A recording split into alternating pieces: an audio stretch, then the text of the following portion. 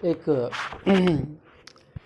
अद्भुत पर्सनालिटी से मुलाकात हुआ और थोड़े से नाराज़ भी हो गए थे, क्योंकि उनका प्रश्न यही था कि ज़िंदगी का लक्ष्य क्या होना चाहिए, ज़िंदगी में हमें क्या करना चाहिए। बात तो सही है और हमने उनके प्रश्नों को गंभीरता के साथ ही नहीं लिया। मुझे थोड़ी हंसी आ गई और वो बोलने लगे कि आपसे मैं इतने इम्पोर्टेंट सवालात को रख रहा हूँ और आप मेरी बातों को गंभीरता से क्यों नहीं ले रहे हैं। दरअसल बात कुछ अलग है। देखना पड़ेगा कि आप और हम कहाँ खड़े हैं और परिस्थितियों को समझना पड़ेगा। ज़िंदगी का वास्तविक में जो लक्ष्य होना चाहिए, मेरे विचार में ऐसा कोई लक्ष्य है ही नहीं, क्योंकि आप हर चीज़ जो आप जिसको आप लक्ष्य बोलते हैं, वो तो ऊपर वाले ने आपको पहले ही तो आपको पुरस्कार स्वरूप दे दिया है। तो ज़िंदगी का क्या लक्ष्य होगा। हमारी जितनी बौद्धिक स्तर है उसमें तो हम यही कह सकते हैं कि क्या हो सकता है ज़िंदगी का लक्ष्य। हर चीज़ जो आपको चाहिए ऊपर वाले ने पहले से दे दिया है, लेकिन आपकी दृष्टि ही नहीं पहुंच पाती वहाँ पर, तो हम क्या करें। अब चूँकि आपके खुशहाली का सबब इतना है कि कि ये चीज़ मिल जाता तो खुश था। सबसे पहले मैं बोलना चाहता हूँ, ये कंडीशन ही गलत है। जब कोई इंसान अपनी ज़िंदगी में खुश होने की भी शर्तें रखता है तो उसका ज़िंदगी में कभी खुशहाली नहीं आ सकती। जो है या तो बहुत है या फिर कुछ भी मिलने से आप खुश नहीं रह सकते, और अगर रहेंगे भी तो वो क्षण भंगुर होगा। तो कोई भी चीज़, बाहरी चीज़ या कोई भी मुकाम, कोई भी अचीवमेंट आपको खुशी नहीं दे सकता, बशर्ते कि आप अंदर से खुश नहीं हैं। मुझे भी पहले बहुत ही अजीब लगता था कि जब कुछ लोग जो ज्ञानी पुरुष होते हैं उन्होंने ये अक्सर कहते सुनता था कि तुम्हें तो मिला ही हुआ है जो तुम्हें चाहिए, तो बस उसको जानना भर है, पाना कुछ नहीं है, जानो। गीता में एक शब्द बहुत अच्छा आता है, न ही ज्ञानेनम सदृश्य पवित्रमहि विद्यते।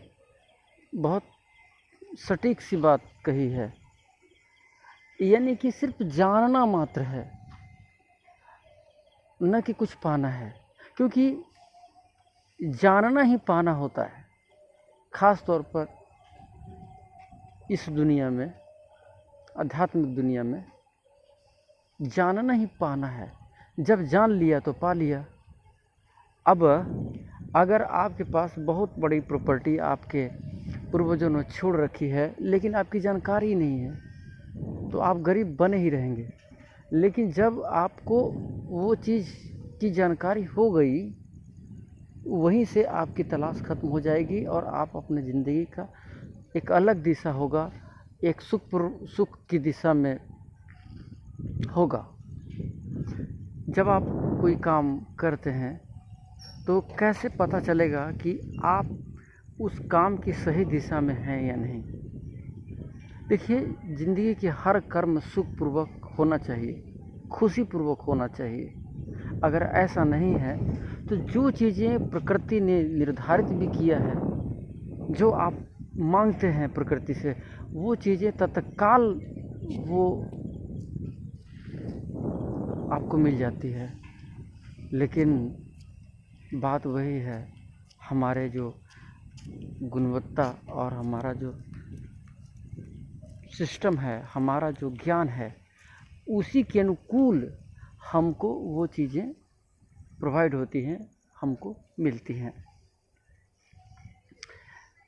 और जब हमारा वो मूड नहीं होता, वो लेने की क्षमता नहीं होती है, तो ऊपर वाला ने जो कुछ भी दिया है वो भी हाथ से चला जाता है और हम गरीब के गरीब ही रह जाते हैं। तो प्रकृति ने हर वो चीज़ जो आपको दिया है, वो कहीं न कहीं आपके ज़रिए ही इस धरती पर आया है और आपको मिला है, और आपके लिए प्रकृति ने पुरस्कार स्वरूप दिया है। तो ज़िंदगी में लक्ष्य बनाना कोई बुरी बात नहीं है, लेकिन लक्ष्य मिल जाए तो ही हम खुश रहेंगे, अदरवाइज़ खुश नहीं रहेंगे, ये गलत है। लक्ष्य होनी चाहिए ज़िंदगी में, क्योंकि महानुभाव थोड़ा बोल भी रहे थे कि आप समझ नहीं रहे हैं, हम समझ पा रहे हैं और उस चीज़ को बेहतर समझ पा रहे हैं। लेकिन बात है कि उसको मेरा कर्तव्य था, मेरा था कि मैं आपको उस स्थिति तक समझाऊं, उस अवस्था तक समझाऊं, ताकि आप उस चीज़ को परिपूर्णता के साथ जान सकें और उसको ज़िंदगी में धारण कर सकें। तो आइए हम सभी संकल्प करते हैं कि लक्ष्य जब प्राप्त हो जाएगी तब खुश नहीं रहेंगे। खुश रहेंगे तो लक्ष्य की प्राप्ति आसानी के साथ और गारंटेड हो जाएगा। मैं आपसे इबादा करता हूँ, अगर आप अपनी ज़िंदगी में खुश हैं, हर जीवन के हर मोमेंट का ले रहे हैं, मज़ा ले रहे हैं। एक बहुत अच्छी पुस्तक है, मुझे याद आया, वो यहूदियों की एक पुस्तक है तालमुद, आपने सुना होगा। बहुत अच्छी पुस्तक इसीलिए है क्योंकि उस पुस्तक का टक्कर का कोई पुस्तक नहीं है। उसको समझने के लिए अलग किस्म के दिमाग की आवश्यकता पड़ता है, समझ की ज़रूरत पड़ता है। बहुत अच्छी बात बोला है कि जो ऊपर वाले हैं, जो खुदा है, जो गॉड है, जो मालिक है, वो ये नहीं पूछेगा, तेरे गुनाहों का हिसाब नहीं मांगेगा। जब बंदा खुदा के सामने पेश किया जाएगा तो लोगों को लगता है कि वो ये पूछेगा कि क्या क्या गलतियां की हैं तूने और क्या सज़ा मिलेगी तुम्हें, ये सज़ा मुकर्रर क्या होगा, वो सज़ा क्या होगा जो सज़ा दिया जाना चाहिए इस शख्स को। लेकिन ऐसा कोई सवाल वो आदमी जब खुदा ने नहीं पूछा उस बंदे से, उसने सिर्फ एक ही बात पूछा था कि हमने तुमको ज़िंदगी दिया, लेकिन उस ज़िंदगी को तुमने जिया क्यों नहीं। एक एक पल को जिया क्यों नहीं? वर्तमान के एक एक पल लाखों करोड़ों करोड़ों हीरे मोतियों से भी बड़ा है। ऊपर वाला कहीं और नहीं है, ईश्वर कहीं और नहीं है, इसी वर्तमान के क्षण में है। और इसी वर्तमान के क्षण को जिसने पकड़ लिया, जिसने अपनी ज़िंदगी को इस वर्तमान में जीकर अपनी ज़िंदगी को खुशीपूर्वक जिया, जिसने ज़िंदगी के हर शिकायतों को अपने से दूर कर लिया, मैं कहना चाहता हूँ कि परमात्मा उससे ज़्यादा देर तक दूर नहीं रह सकता। हम हर चीज़ की कसौटी बना लेते हैं, हर चीज़ का एक टर्म एंड कंडीशन बना लेते हैं। ऐसा होगा तो हम खुश रहेंगे, और ज़िंदगी में कभी खुशी मिली नहीं। और खुशी जब आपको नहीं मिलती है तो ऊपर वाला भी बहुत तकलीफ़ में होता है, बोलता है हमने इसको ज़िंदगी दी थी, उसको जिया नहीं। तो तालमत यही कहती है कि तुमको ज़िंदगी दिया था, उस ज़िंदगी को तूने जिया क्यों नहीं? तुमने अपनी ज़िंदगी को क्यों कष्ट में रखा?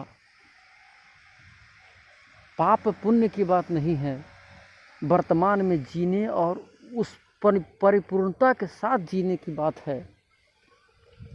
और इसी में ईश्वर का निवास करता है, और इसी में ईश्वर है। दोस्त मेरे भाई, आप सभी से मैं हाथ जोड़कर करबद्ध प्रार्थना करता हूँ कि इस भाई के जो प्रश्न है उसी माध्यम से हो सकता है कुछ ऐसी बातें आपको मिल जाए जो ज़िंदगी के लिए, ज़िंदगी को बेहतर करने के लिए, एक ज़िंदगी को बेहतर समझ बनाने के लिए आपकी मदद कर सकता है, और एक सुखपूर्वक जीवन की एक नई नींव आपकी ज़िंदगी में आ सकता है। हालांकि तो कहा जाए तो इतना आसान नहीं है, लेकिन जब जिस पर प्रभु की कृपा होती है उसी को ये समझ में आता है, और ये बात उतना ही यथार्थ है जितना कि प्रकृति के हर चीज़ में यथार्थ है। तो उम्मीद करता हूँ आपके अपने प्रश्न का उत्तर आज मिला होगा। अगर भाई मेरे नाराज़ हैं उसके लिए क्षमा चाहता हूँ कि मैंने आपकी बातों को समझा हूँ, गहराई से समझा हूँ, ऐसा नहीं है। और उम्मीद करता हूँ आपके सवालों का जवाब आपको मिला होगा। चलिए आज के लिए इतना ही, धन्यवाद।